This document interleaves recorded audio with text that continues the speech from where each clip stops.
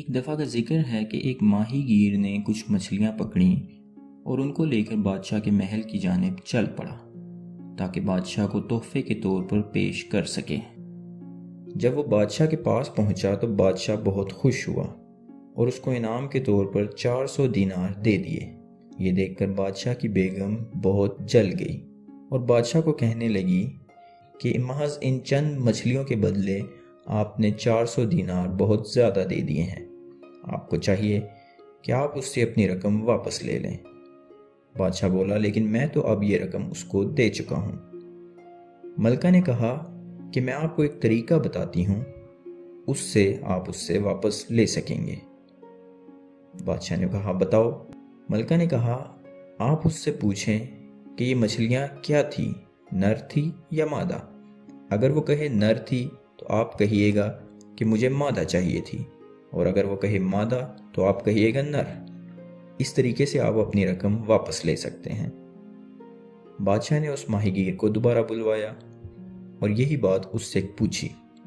ماہی گیر بہت چالاک تھا۔ اس نے کہا، یہ مچھلیاں نہ تو نر تھی نہ مادہ، یہ مہنس تھی۔ بادشاہ اس کے جواب سے بہت خوش ہوا اور اس کو 400 دینار مزید دے دیے۔ یہ دیکھ کر بادشاہ کی بیگم اور زیادہ جل گئی۔ ابھی ماہی گیر مڑا ہی تھا کہ اس کے ہاتھ سے 1 دینار گر گیا، تو ماہی گیر نے فوراً سے اس کو اٹھا لیا۔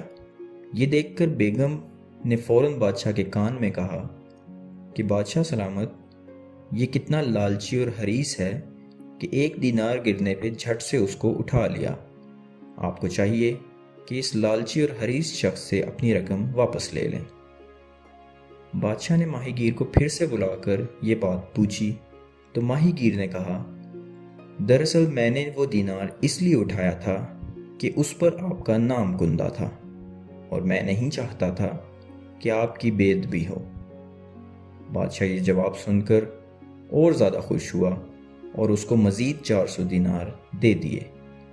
اس بات کی دھوم پوری سلطنت میں گونج اٹھی اور سب لوگوں کو یہ پتہ چل گیا کہ ہمیں کسی کی بھی اندھی تقلید کرنے کی ضرورت نہیں ہے، ہمیں ہمیشہ سچ کا ساتھ دینا چاہیے۔